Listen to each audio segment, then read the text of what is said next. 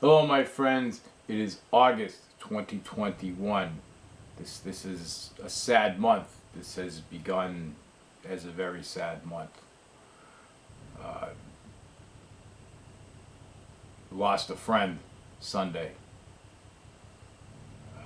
Friend that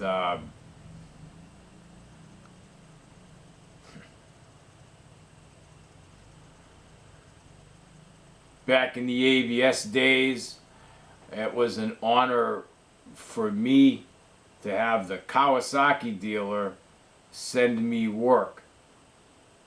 And what that work was a KLR 650 or 2 for the doohickey to be replaced. And since they had known through other people that I had already done a bunch of them, they were just going to send that work to me. And I said, wait a minute, why don't you guys grab your beverage of choice, come over after work, and do the next one that I have.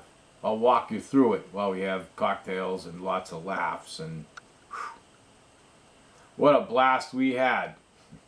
Scott and Sean, late at night, past midnight, I think it was, even before we wrapped everything up and said good day.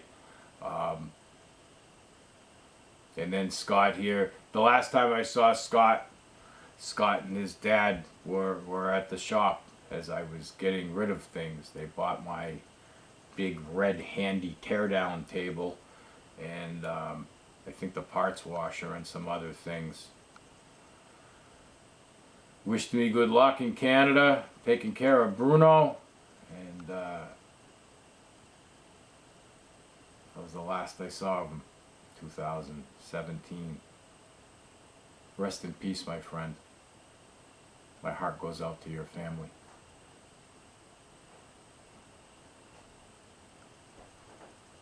It's a short life.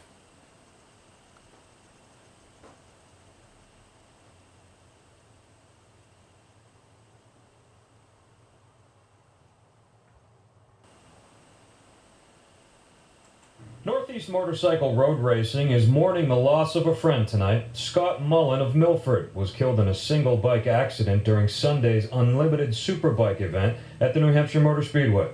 We have a pretty tight-knit group of people at NEMRR. It used to be Loud Road Race Series, but it's definitely a tight-knit family.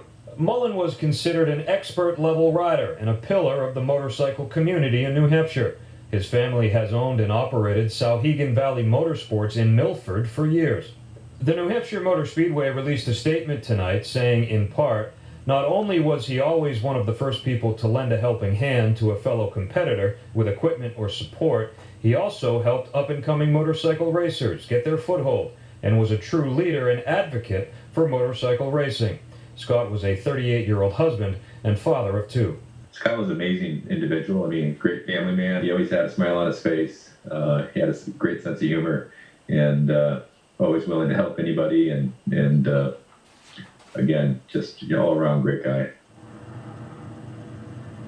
Now, this was the 4th motorcycle fatality at the New Hampshire Motor Speedway dating back to 2004, and the first since 2010. Live and Loud, Jason King, WMUR News.